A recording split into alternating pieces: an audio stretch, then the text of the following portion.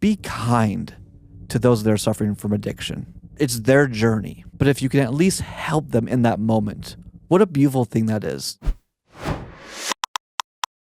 Welcome to How to Retire on Time, a show that answers your retirement questions. Say goodbye to the oversimplified advice you've heard hundreds of times. That said, we've got a special show lined up for today. This is not necessarily about retirement planning. This is about charitable gifting. It's the end of the season, and we are excited to really highlight that for the next hour or so. Joining me, I'm Mike Decker with Kedrick Wealth, David Franson here, and we've got a special guest to kick off the show, the one, the only, the head coach of the Kansas City Chiefs, Tammy Reid. Tammy, thanks for joining us today.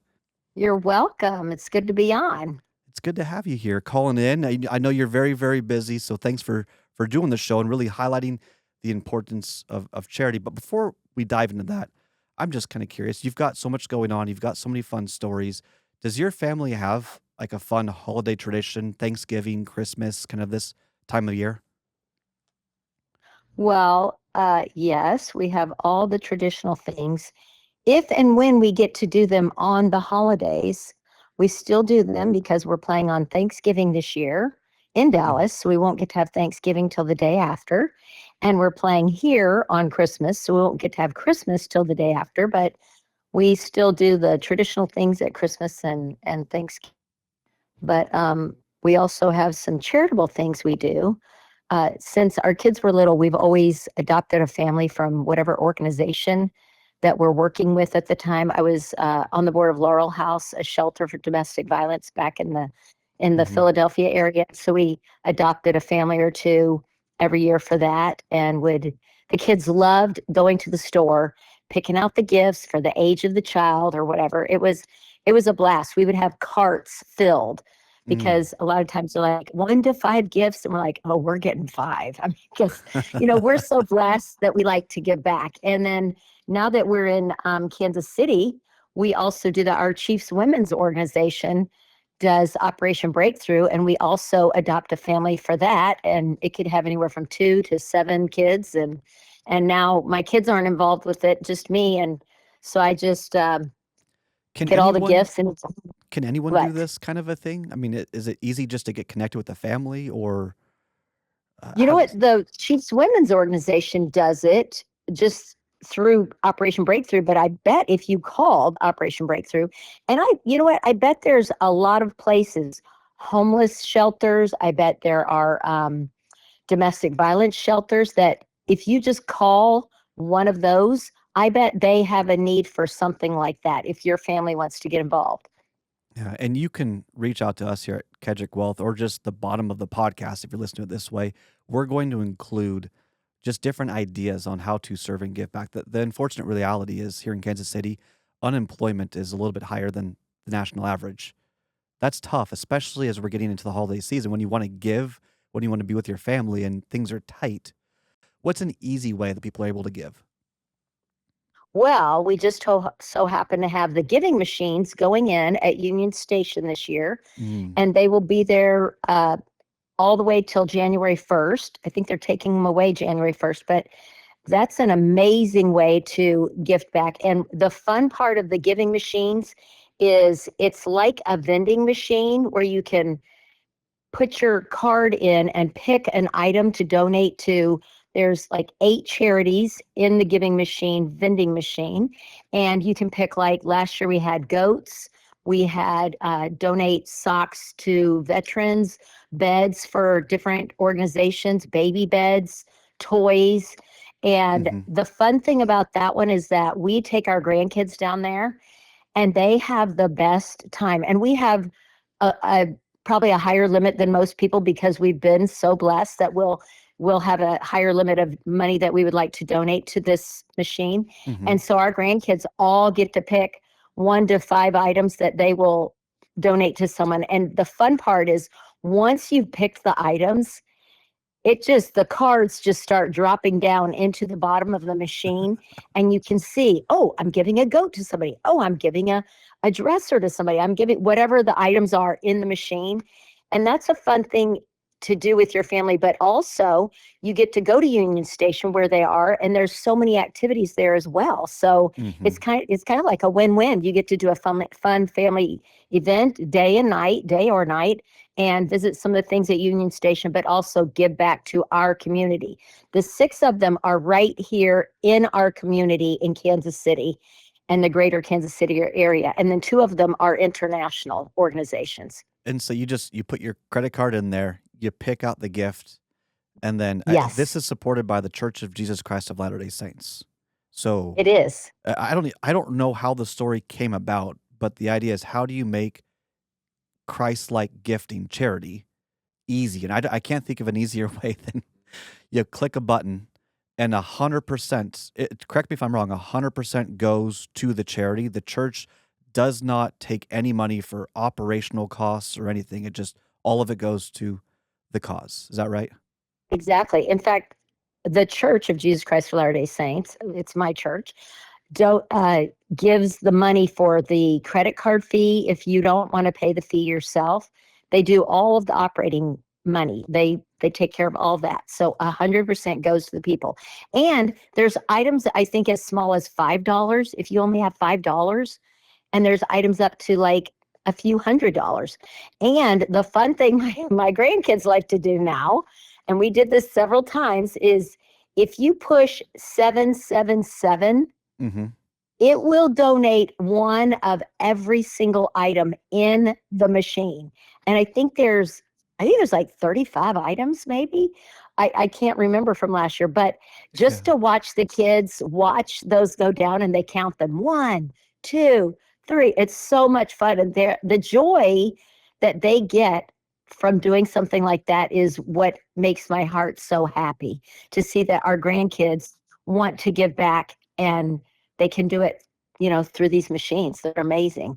It's a way that we can be human and help people. Yeah. Exactly. And so do your Exactly. And pay it grandkids forward a little bit. what have you noticed their favorite like item is to donate? Oh my God. Goats and chickens. I mean, who doesn't want to give a goat and a chicken? But then our older ones are a little more thoughtful. They're like, Sparkle, somebody needs a bed. And like, Yeah. can we donate a bed? I go, absolutely. Or somebody needs groceries. I'm like, yes, let's get groceries for someone. The items are very curated by each of the organizations that are their most needed items. And so it's great to see the kids really study the machine and look at them and pick what they really want to give. Yeah, I'm looking at the list here that was given to me about the goat. I think it's $86 to buy a goat. And the interesting Mhm. thing about a goat, it feeds the family. So there's a food solution there, but there's a surplus. So it also creates a business that allows them to sell the extra milk, and that pays for school supplies and other things as well. Vegetables and seeds, that's an international one. But, and then you've Yeah. got, I mean, it's the gift that keeps giving, that's for sure. Mhm. Like these are helping people uh, have a better way of life and to provide for their family while also feeding their family. I see one for a local charity, 300 pounds of produce. Another one, 6 whole chickens for someone in need. There's Mm. another one here, hygiene supplies, week of groceries. It's incredible, and you don't know who to help, but you know if you buy it, it's going to help someone. And someone local here in Kansas City. Yeah. Yes, Mm, maybe not the goats, those go to international, That's but international, right? yeah, and I don't know what the items are this year. There may not be any goats this year. I don't know, and there there may not is. be any chickens. But I did confirm the there you goat. go. I haven't even looked at the list yet. I'm like behind the 8 ball here. Well, there's even refugee female kits for those that don't have access to that, which you'd think everyone has access to that. There's a large part of the world that doesn't have access to that, which is just nuts. It's Um, mind-boggling in 2025 that the whole world is not doing okay. So that's where we step in and do our part. so make it a priority for everyone listening in Kansas City or those in the podcast elsewhere. Let us know if you want to donate to Kansas City or another giving machine. There are other It's- giving machines around the country. Yeah, I don't know. There's a list somewhere online. Google giving machines Yes. or DuckDuckGo or whatever your search engine is. Yeah. Anyway, but it's the time to give. If you can afford to give a little extra, there are so many people in need. Mm-hmm. Yeah, and the thing I love best is that it's a fun family activity. It's Mhm. something you can do practically free, just Yeah. going to Union Station. But then if you have $25, you donate $25, and then you just go see the sights and sounds. Mhm. Make it a special holiday season. Tammy, thank you for joining us today and kicking off our show and talking about the Giving Machine. Thank you. Y'all do a great job. So I appreciate y'all having me on. Let's keep going though with the show. And I want to highlight a couple of things about the Giving Machine that weren't really mentioned. Mm. It's interesting that you have the Church of Jesus Christ of Latter-day Saints, and how they're not being selfish or trying to push anything around. Like, they've got here Catholic charities, Yep. one of the greatest charities of all, collaborating on a local level. So there's a sense of community here. There's Halo, which is another charity, Happy Buttons, Mayor's Christmas Tree, Science City, Mm-hmm. Harvesters Community Food Network. These are all charities that help the local community here. Right. Things stay local. That's, I don't know, just growing up. I shouldn't say growing up. That's a bad transition. As I've become more successful in life, as I've been blessed, Uh-huh. it's harder. You don't really know how to help people the same or in that certain way. Like you don't know that random person across town that's really in need. You might have a friend that just needs a good conversation, Yeah. but to help people that really, really are in need, and it's going to become, in my opinion, more prevalent. AI is making it more difficult to get into the job force. Mm. Yeah. I mean, just chew on that for a second. And how does that manifest itself? Like, what are you seeing out there? Like, we hear in the headlines that Amazon, some number of people, what jobs are leaving, and why, and what can we do about it, if Well, anything? it's how do I say this? Easy jobs, not even easy jobs, entry level jobs, busyness jobs, Oh. jobs where you just kind of you take an order, you put it in there, and you're it's just done. Those are being replaced, not just by AI, but by robotics as well. Mm-hmm. I was at the conference the other week, and coming back in Detroit at the airport, I got a burger. Yeah. I've never had a Wahlburger before. I was like, I'll try this out, and I see in the back, like it's just a robot cooking the fries. Really? So people need to get an education. People need to develop skills so that they're not replaced. But you can't stop what's coming, and especially in Kansas City right now, among other places, we have a higher unemployment rate. That's a problem. Mm. People are struggling, and it's going to get worse before it gets better. I don't proclaim to have the solutions to all of this, Mm-hmm. but look at this list right here. What we got? Was it $60 for 300 pounds of produce Yeah. that's going to help feed people? 6 whole chickens, 5 food boxes. Like, That's it's all going to harvesters. yeah, these are easy things you could spend money, make an evening out of it. Love Union Station. Yeah, it's fun going there. I mean, we need an excuse to get there sometimes. Yeah, and you And go this to is the it. Rocky Mountain Chocolate Factory, get a nice little Yeah. treat. We go to Science City often because we have young kids, but Yeah. the Christmas feeling there, it's gorgeous. Uh-huh. So making an evening out of this, really highlighting that people are in need. You may not know them, but dollar for dollar, it all goes to a place where it's going to help someone, regardless Mm-hmm. of religion, regardless of whatever category you want to use to divide people. Get rid of it. It's going to help humans. Right. And then for our podcast listeners or those who are traveling, I just pulled this up here. Oh gosh. There's a map. The Giving Machines, there's like 7 in Australia. I don't think we have too many Australia listeners, but they're all over the United States. This is pretty cool. Looks like we've got some in Denver, some in Utah. There's 3 in Boise, 1 in Portland, 1 in Eugene, Oregon, 2 in Washington. There's 1 in San Francisco, Sacramento. I mean, they're all over. Yeah. So if you're a podcast listener and you're near a major city, chances are there's a Giving Machine near you. Orlando. I mean, what I just I googled giving machines and it was there. Yeah. It's just incredible. It's a fun idea. Everybody benefits, both the giver and the receiver. It's very transparent. And it goes back to the original premise.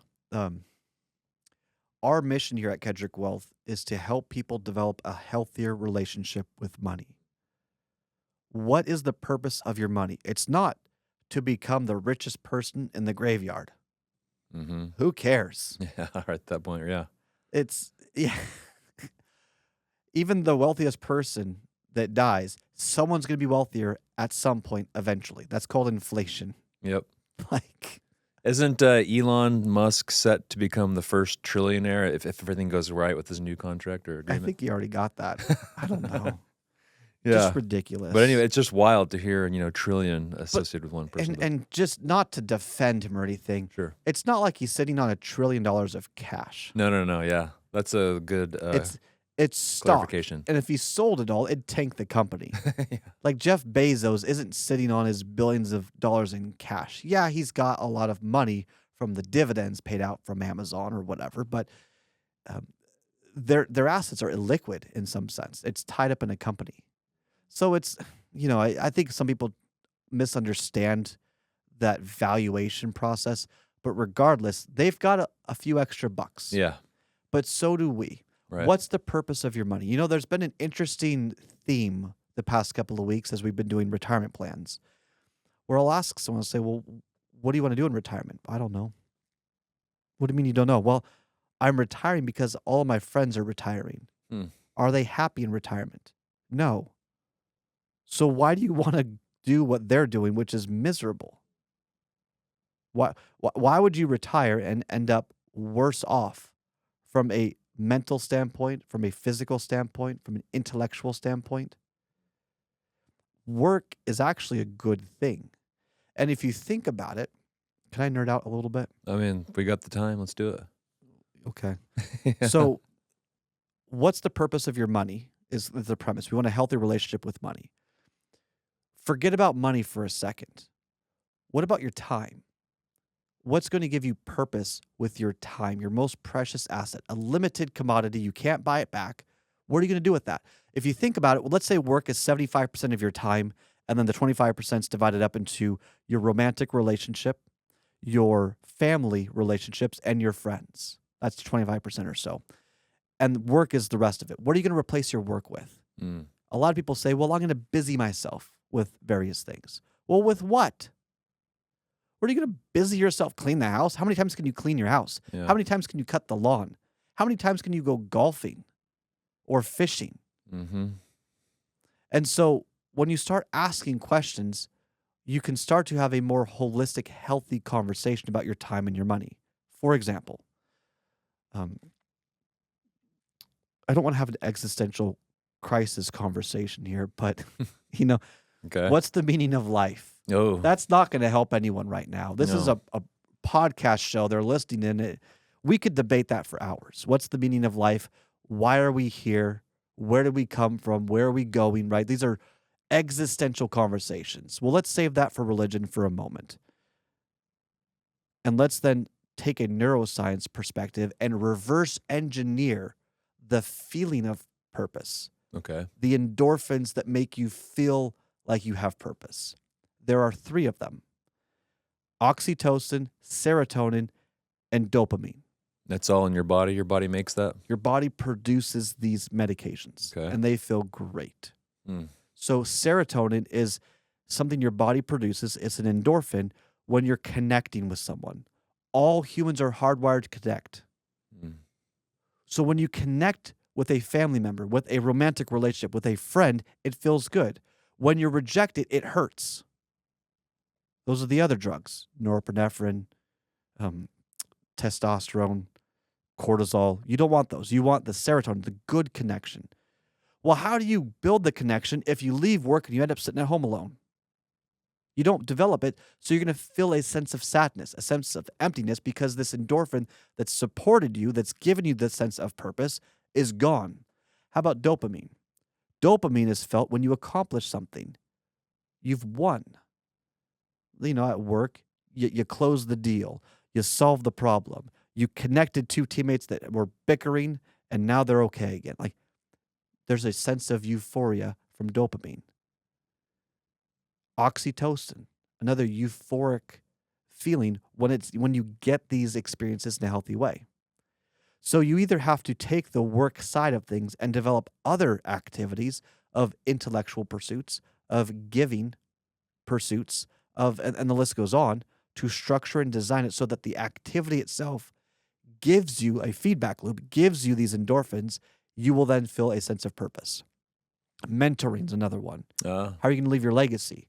What if you spent 5 hours a week, one day at some sort of library, school function, tutoring program, or you just are creating a mentorship program for, let's say you were an engineer and you're going to train up 5 engineers from college to become whatever type of engineer you were, and you're leaving a legacy. What if you were a researcher, publishing your research, leaving a legacy? Those are meaningful things. Writing out your legacy for your kids and grandkids and generations to come. These are meaningful activities, especially when you get the feedback loop that you share it with them and they're loving it. yeah. Too often we say, I'm going to retire because it's what everyone else does, and they're doing busy activities that have no meaning because they don't give you these drugs that your body produces. No one talks about this way. I will even go as far as to say that planners, financial advisors have done people a disservice by saying you can afford to retire, so you should. Mm. I believe just because you could afford to retire does not mean you should. You've got to look at the other side of the coin. Yeah. Is it making sense? Any comments? Any questions? Yeah. This is something that is maybe not widely publicized. There's probably other people talking about it, but yeah. What do you do with all this newfound time? And is your, I've heard some people say, and I won't mention them by name, like, oh, I don't want to. My spouse is going to drive me nuts now that he's home. I need to be away from it. Here's a story from Dr. Himmer's book.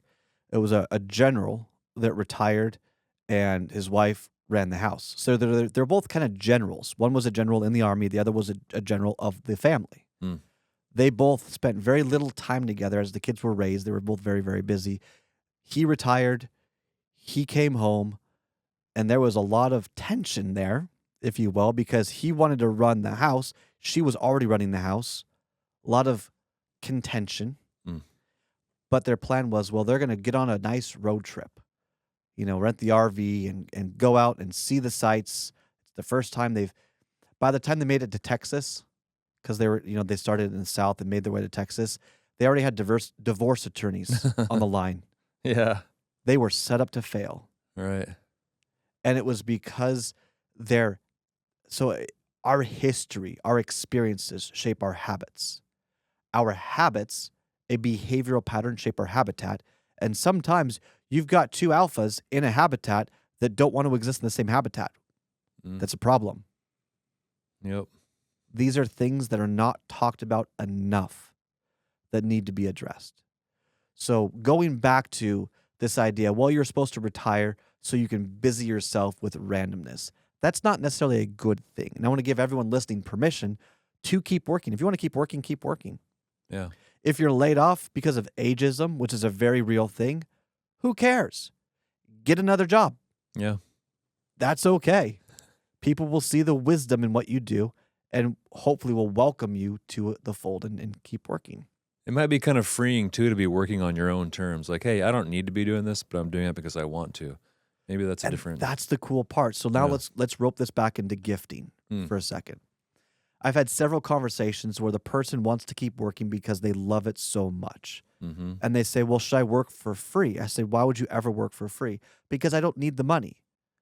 I would tell them, no, you don't work for free because, if you're working with a charity, that's different. Mm-hmm. But if you are a professional, you don't work for free because if you work for free, you'll be taken advantage of, and it creates this rift, this kind of a wedge in the relationship, and then they ask you for stuff, but you don't want to do it, and the relationship's ruined. Sure. You should be compensated for the work that you provide. That's how it works.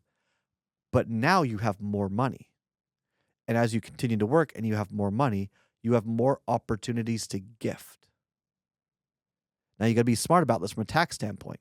You don't want to necessarily save more in your IRA, because if it's in your IRA and you're alive, you can't easily gift to people. You've got to pay the income tax. Why are you paying income tax on it? That's an issue. Mm-hmm. Now, if you're 73 years old or you're qualifying for RMDs, required minimum distributions, you can. I've got this listed down here.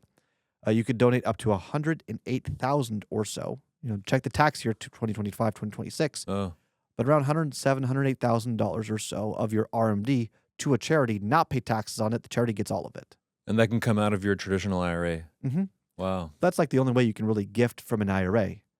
Now, if you did pay the income tax, you put it into stocks, ETFs, whatever, then maybe you're just waiting for the right charity, the right time, the right gift, and maybe you're gifting to your kids because you want to help them while you are alive, not dead. Mm-hmm. Help them get into the house, help them pay off their student loans, whatever it is.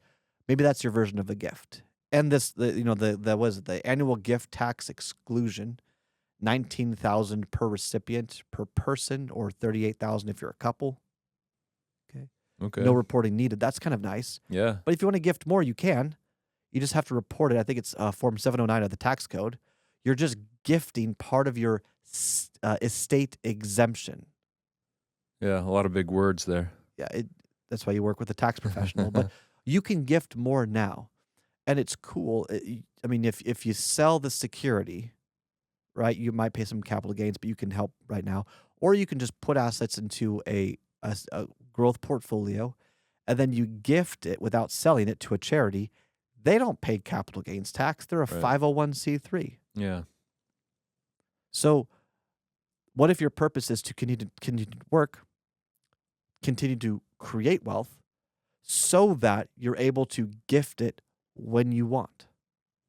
Very nice. That almost gives your work, which you already have purpose and already love doing, an extra bonus.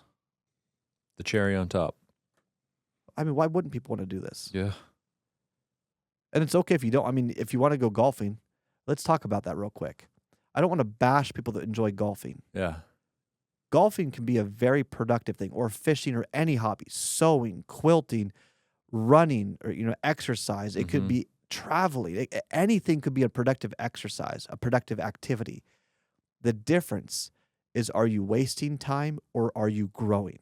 Mm. Happiness is rooted in growth. So if you're a golfer and you go out to the golf course with your buddies just to get drunk and waste 4 hours, it's probably not good for you. If you go out to the golf course because this next time you just learn this new way that you can a new technique that should take off one stroke of your game, and you're really excited about it, and it does take off one stroke of your game. Oh my gosh. And you do that with your friends, you're getting serotonin, you're connecting with friends, you're getting dopamine because you've accomplished something, and that hit of dopamine, you're so excited. And then you've got the oxytocin that also is in there just for the euphoric activity of the success that you've experienced. That's a really cool situation. Yeah. So then golf can become productive because you're anxiously engaged in growth, in development. When people say, I don't need to learn anymore, and they sit in front of the TV, you're basically just asking yourself to speed up your date of death. Mm. If you're busying yourself with cleaning the house every single day and mowing the lawn for the sake of mowing the lawn, and you're just doing it for the sake of doing it, or because you want to keep up with the neighbors, oh my gosh. I mean, what have we done? Mm. Oh, you could afford to retire, so you should. Oh, I don't know. We got to find some purpose, is what you're saying. And it's not the existential crisis. I mean, I love religion. I go to church every Sunday. Mm-hmm. Love religion. Mm-hmm. I think religion is one of the best things that a human can have in their life. But we don't need to have the existential crisis for the atheists out there, for maybe the people who aren't Christian, whatever it is. You can still find purpose, not in the existential sense, but in how you're connecting with others, how you're challenging yourself, your intellectual pursuits, your physical activities. I mean, it feels really good. You play tennis, right? Yeah, I have. I've been known to. You've dabbled, or you mountain bike as well. I do that also, yeah. Actually, hold on. You had a recent story. How did it feel when you kept up with the mountain bikers that because you were lagging a little bit, you got a little lax, I ride with people much faster than me, and so I'm always chasing. but there was one time you kept up with them. How'd that feel? Yeah, that felt really good. I mean, I was able to keep up with them. I don't know. I don't know if I should divulge what substances I used, but it was all legal. You had some caffeine, or no, Yes. ketones. Yes, I did. That's not a weird.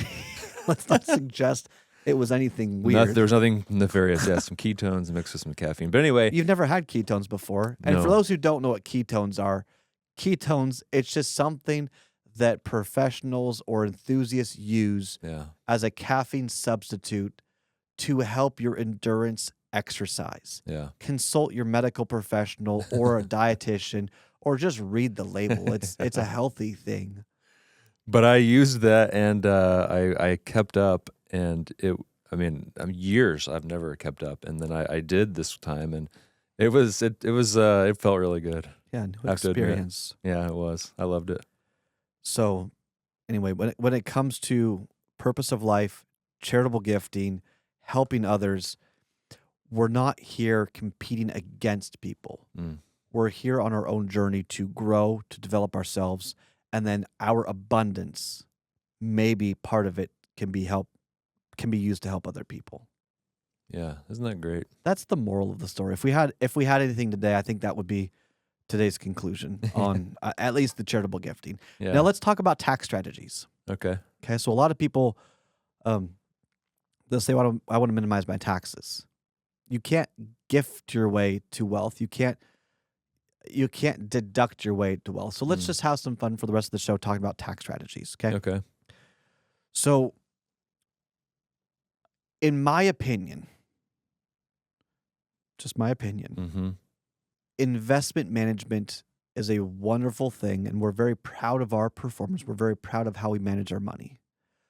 But it is a drop in the bucket compared to the amount of work that tax planning can have on someone's life, on the benefits of their life. So when you're looking at a 1040, when you're looking at tax planning, if you want to get more out of your money, it's the secrets I think are really in the 1040. 1040, that's, when you file your taxes, you have the 1040. That's kind of a review of your return. Mm-hmm.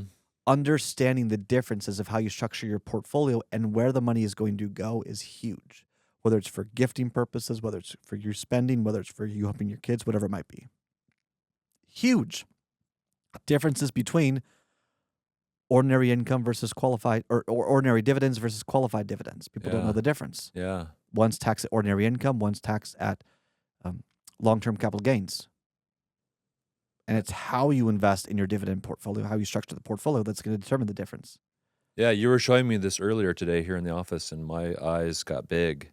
The difference between the numbers. Thousands of dollars every year in Yeah. less in taxes. Yeah, because of qualified versus non-qualified dividends. Yeah, and we just assume, that's the easy button, so let me just do that. There's unintended consequences to it, especially if you're reinvesting the dividends that you're paying taxes on over and over. You create a larger issue with your income. Or understanding, this is an interesting one, if your income and your Social Security is at a certain level, maybe you've maxed out a certain threshold, and then you go $1 over. Maybe it was interest from your high yield savings that you have Yeah. to put in there. $1 over, there's an extra $2,000-3,000 in your taxes. Yeah. These so understanding how you end a year, and then how you start the next year, and how you do your planning in 2026. These things matter. Yes, it's good to grow your money. Yes, it's good to invest. It's good to have a strategy. And we're very proud of that. But unless you incorporate the tax planning side of things, I think it's difficult to really do it well. Just some thoughts. Yeah. But let's I kind of want to wrap this up full circle. Common questions that I get, and please add some of the questions that you get when it comes to what's the purpose of your money is a great question. Mm-hmm. Is it for charitable gifting? Is it for legacy to the kids? Is it for maximum income? Notice how it's all about the result. Depending on that result is going to influence then where you put the money, It's going to influence your income strategies. It's going to influence your tax, IRA to Roth conversions, for example, strategies, because where the money is going it makes a huge difference. So let's say someone wants to just spend most of their money as opposed to giving, like either to their Wealthy, not wealthy. yeah. Which category? Yeah. So where would they, if they're looking to just spend it, like where should it be versus if they want to give? If they want to give, they need to have flexibility. If they want lifetime income, then you got to have a couple of strategies based on is the market up or is the market down. If the markets are down, you've got to have the ability to take income from a protected source so you don't accentuate losses. Now, those who have less might buy an annuity, have guaranteed lifetime income because you don't want to trip up in a market crash or a flat market cycle where the stock market makes no returns for 10 years. Like there are certain precautions if you have less money. If you have more money, you've got more flexibility. So if you've got more flexibility, then you can do a more deliberately designed portfolio for tax efficiency and flexibility. Okay. Yes. And so you're looking at things like, and this is a common misconception. So, let's have some fun with this. Okay. People want the highest average annual return. Yeah. That's not what people should be looking for. Right. You can have a lower average annual return and grow your money faster than a higher average annual return and grow your money slower. Yeah, that would seem counterintuitive. Retirement is won by strategies, not by products. The 60-40 portfolio is a product, not a strategy, because you buy it, you hold it, and maybe you rebalance once in a while or whatever, and then when the markets crash, whatever. Well, what if you have some assets long-term in the market, you've got some assets that are protected, and you're ready for a market crash?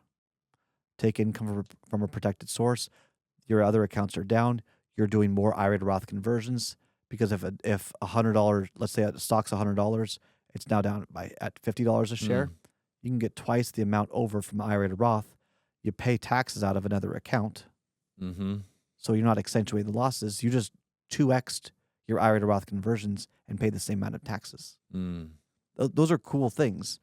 If you have charitable gifting, when the markets are down, just think about this way, the long-term perspective. If markets go down, you've got some assets that are protected that you can pull out of and buy at a dip. If you're buying things on sale, then whenever it recovers, you've exaggerated your growth. It's leapt forward, assuming that whatever you put money into grew. Now you got more money to give. It's not about set it and forget it. It's not about the product that you need to buy. It's not about buying an annuity here or buying these ETFs over there and that's good enough. That's the oversimplification is what prevents people from getting more out of their money through strategy, through understanding how to change based on the dynamics and the evolution of the market, of your portfolio, and so on. And it pains me. And the reason why it pains me is because I know people could probably pay less in taxes. I know people could probably pay less in taxes when it comes to income or IRA to Roth conversions.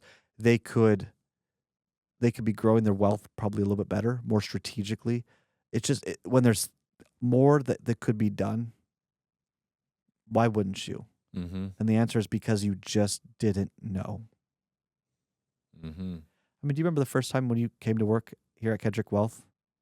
What it was like, the fire hose? Because you worked in the industry before. Yes, I had. You left. Many moons ago, yeah. And then you came back. Yeah. So there was a little bit of a baseline knowledge, but it was a while ago, and there's a lot to this industry, and there's a lot of things I had never thought about in my life until you started talking about a lot of it, and it's been eye-opening for me. I've had to ask myself some questions, a lot of questions, like, oh yeah, what am I going to do about this or that, or how am I going to plan for this? Because I hadn't even started to plan. Yeah.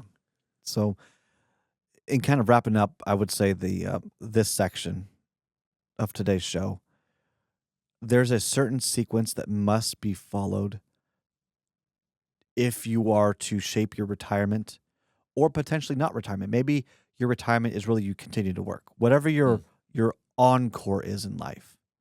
You've crossed the threshold of financial independence. You don't need to work. You might continue to work. Maybe you don't. The first question that must be asked that catches a lot of people off guard is, what do you want to do with your life? What's your lifestyle goal? What's your legacy goal? How do you want to spend your time? Mm. Will it give you purpose, or are you just busying yourself for the sake of just wasting time? What does that look like? Until you can articulate that, I'm not sure you could really put together a good financial plan. Once you have that figured out, then you can put together a plan. Now, a plan really is just an overview of cash flow, of just the money flows and so on, so that you understand, could you afford to retire? And if you could, is there excess? Are there limits? Are you kind of cutting it close? Do you want to work part-time? Do you not want to part-time? You put all of the projections together. Then you explore strategy. Notice we haven't talked about investments or products yet. Yeah, I haven't heard 60-40 split. I haven't heard annuity. I haven't It's too soon. heard none of that. So when you have your plan put together, you know what the purpose of your money is. Is it going to charities? How much is going to charities? Is it going to income, or do you want max income? There's nothing wrong with having maximum income in retirement. If you want to have the most income, great. Yeah. It's your money. Do what you want with it, as long as it's legal. Yeah.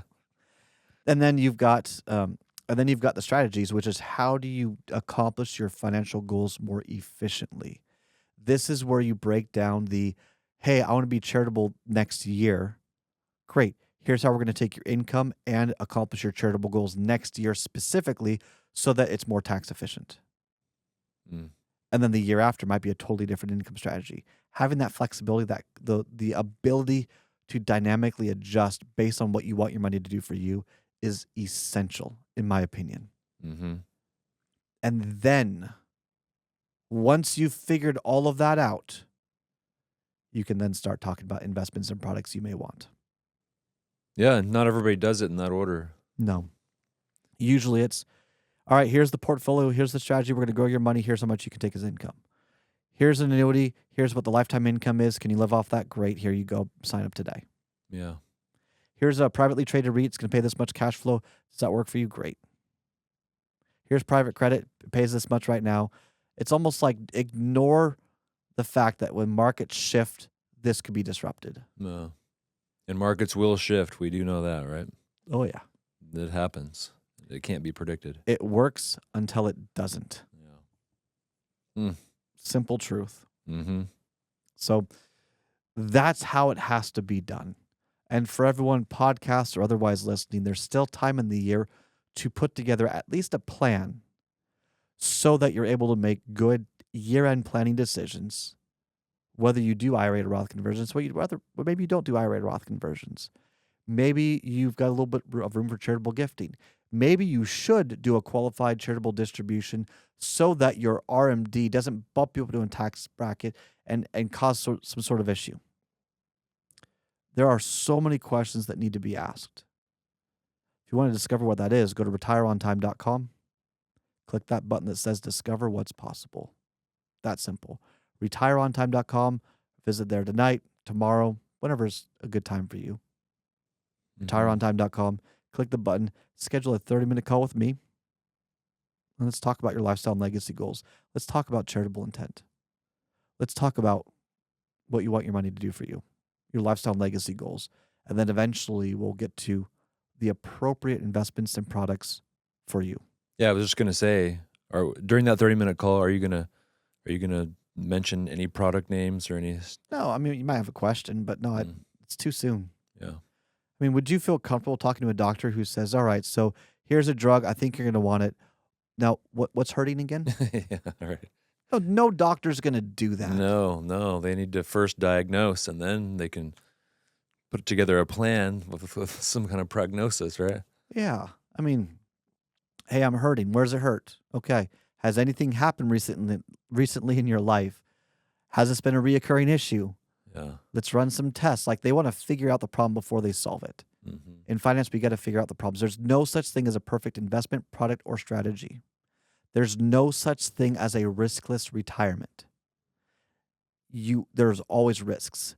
The trick is you got to find the risks. You've got to learn about the risks. You've got to understand the risks and then decide which ones are you okay living with and which ones you're not. And what's interesting is when I tell people that, some people will say, I don't want that. I don't want to acknowledge their risks. And they go to a salesperson that says, nope, we're good to go. Guaranteed income for life or whatever it is, you're all set. You don't need to worry about it. Well, that's deceptive. Mm. Do you want the truth or do you want to be told what you want to hear? I'd rather tell someone the truth. Yeah. Just my opinion. www.retireontime.com. Click that button, discover what's possible. David, let's wrap up today's show. Kind of our charitable special, focusing on charities. Go to the giving machine, wherever it's near you. If you're here in Kansas City, you might even see me there. My son and I, we might go a couple of times a year just because it's so fun. There are goats that need to be purchased. We buy goats every year and a few other things as well. It's a real treat to know that dollar for dollar this is going to someone. Yeah, I mean, it ranges from $5 all the way up to, it looks like $250. What's the $250? That is rent assistance. There are people that need that out here. You know, rents are going up. People might lose their job. They might be in a temporary situation where they just can't make it. So it's in the upper right-hand corner on our card here. But Oh, yeah. rental assistance, $250. Utility assistance, $95. Family meal kit, $25. I mean, you could buy cheese for someone. Yeah. A family meal kit, $25. Winter gear. I mean, gosh. Yeah, reliable transportation. You chip in like $70, looks like. Can you imagine a kid without a coat Ugh. in the winters here? Ugh. I mean, the fact that it's on here means that there are kids without coats. Yeah. Right. Chew on that. I'm going to buy that one, at least one of those. Yes. And it's nice that it's going to the right place. Yep. It's going to someone that's in need. Someone in need that's local here. Yeah, these are fully vetted partners here. It upsets me that there's still this much suffering in the world. All right. And that's not some like virtue signaling crap. That's not what I'm trying to do here. It's just that there are real struggles and people trying their best, and they just need a little help. It's a great time to do that. Yeah. This makes it easy. I'll tell you a story. I'll tell you two stories here. All right. Two for the price and then of we'll one. wrap up. All right. So, growing up, we had a family tradition that, and it was usually on Christmas morning before we opened our gifts, we would make lunches. So, peanut butter jelly sandwiches, or because some people have peanut allergies, we'd ham and cheese sandwiches as well. We get like 100 different lunches. We'd all put them together. And then we'd go down. I grew up in Seattle, so we'd go downtown Seattle. There's a homeless issue there. Mm. And I didn't want to say homeless issue.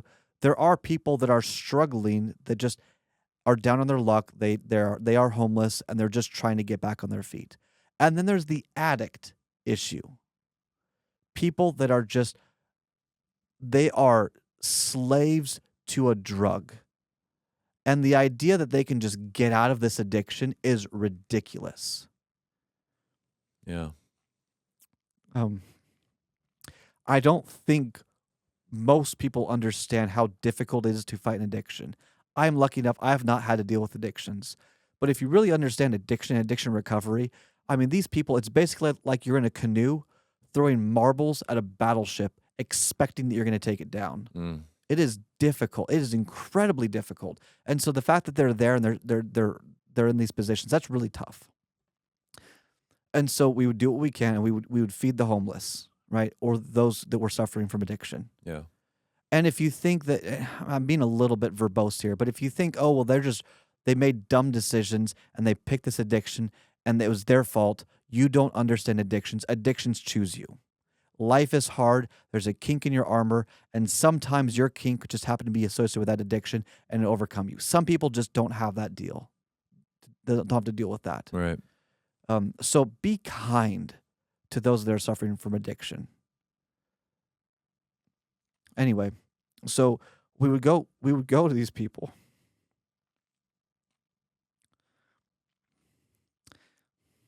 Sorry.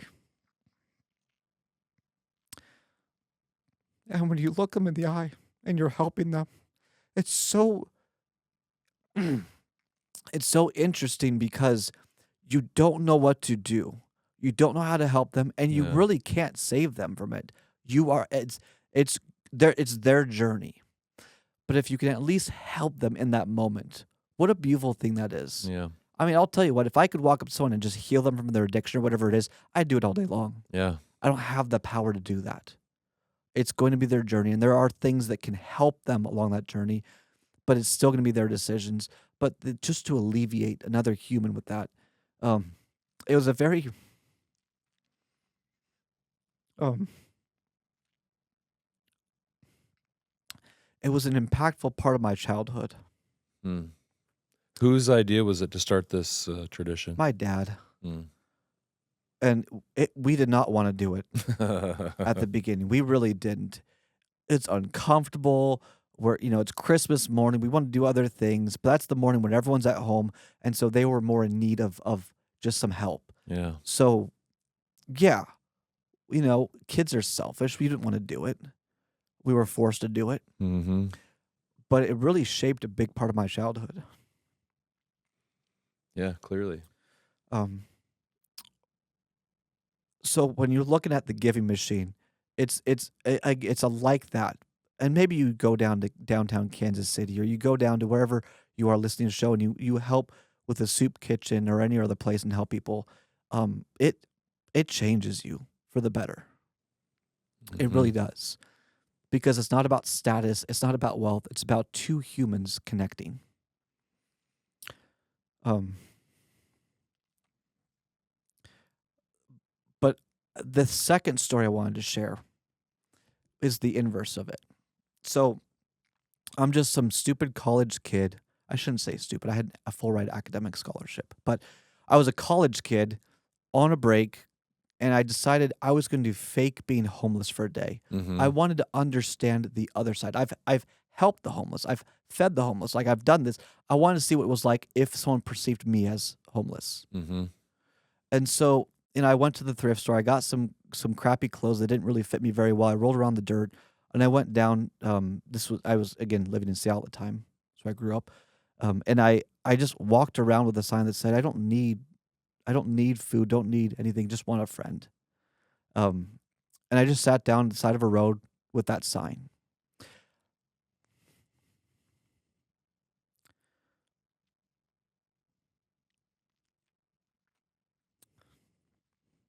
Sorry, I haven't thought about this in a while.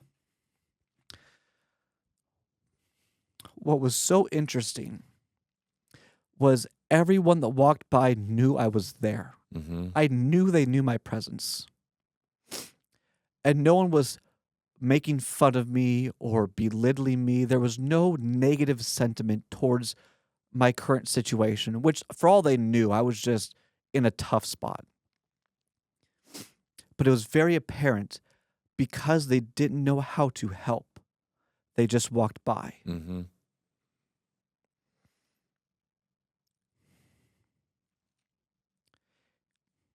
Humans are good. I know there's a lot of crap out there. There's a lot of political whatever, a lot of reasons to be angry. The news floods you with all sorts of reasons to hate half the country or to Yeah. hate certain people. If you really look at understanding what media is, the more angry they can get you, the more likely you're going to keep tuning in. Mm. And it's really done a disservice.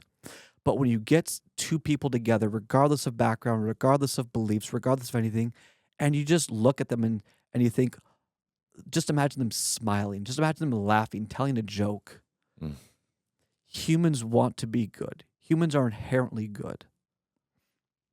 It's just sometimes we don't know how to connect with someone. It's sometimes we don't know how to help someone. I mean, David, what's your take on this as I try to get my composure together? Yeah. You've been thrust into service positions and had to help people. Yeah, helping people is I think it's one of those things we just, all of us, once you start doing it, it just feels good. It's almost like the difference between eating like a good healthy meal and how you feel afterwards versus just a bunch of junk. My Yeah. kids are telling me all the time, "Oh, why does my stomach hurt?" "Oh, well, it's because you had that candy, and then you had that sugar-filled thing, and you had that sugar-filled thing. That's why. That's why you Mhm. feel bad right now." When you are giving and you see the impact that you've helped someone, it instantly feels good, and Mhm. you want to keep doing it more. Yeah. It's um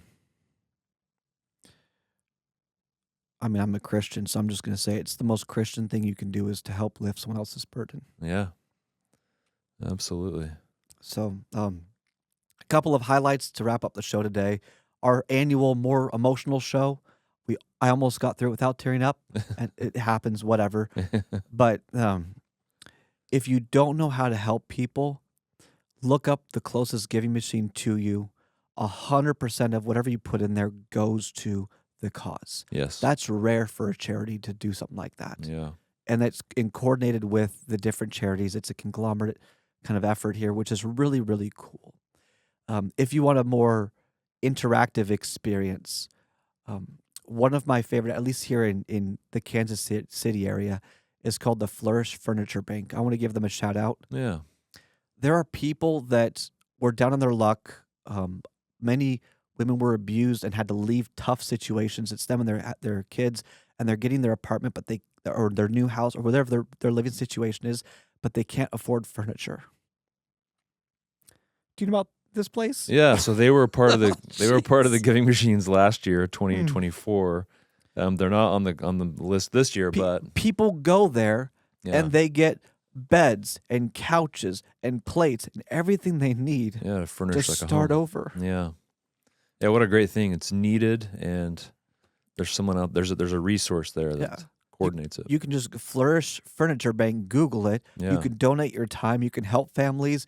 I've gone there and I've helped take old blankets and stuff, and I've set it Mhm. up to where we're creating rags and stuff. I mean, it's such a cool thing. And if you have kids or grandkids and you take them to this, you're helping them become a better human. Yeah, There's another site, Just Serve. Is it justserve.org? yep, it is. What?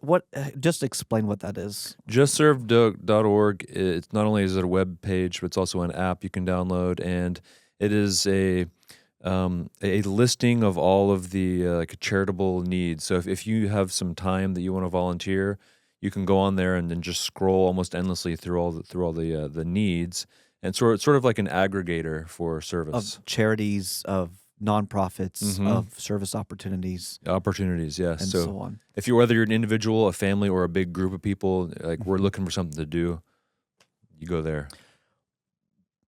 We are so blessed as a society. There are many people, though, that aren't as fortunate. Mm-hmm. If you go out of the country and you see how most of the world lives, it's a very sobering realization. Yeah. So we want to implore everyone, if you have extra, find either time or money, consider donating wherever is right for you, whatever you can get behind. Um, it's not about being the richest person in the graveyard. I mean, heck, if we could help you do some tax efficiency, free up a few $1,000s, donate it. Yeah. Gift it. That's a great reason for it. Yeah. Agreed. But this is what it's really about. It's connecting. It's helping. This is what wealth is. It's a quality of life.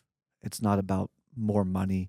Though more money helps, but more money helps make those decisions allow us to do these great things. Anyway, I'm being a bit I'm dragging on here, but justserve.org, great resource. Giving machines, you can look them up, find one near you. Kansas City Union Station. I'll be there several times. So if you recognize me from the YouTube channels, say hi. Yeah. Would love to chat with you. But do try and go there, make an experience this holiday season. Make this season a gift focused season. We are going to, in my opinion, experience more unemployment, some hiring issues, maybe more layoffs are coming on their way, and we just haven't heard about them yet. People are in need. You've got resources. You can do it. Thank you all so much for listening to this show. This is How to Retire on Time, our annual charity focus show. Means a lot that you listen to it. We'll see you in the next episode.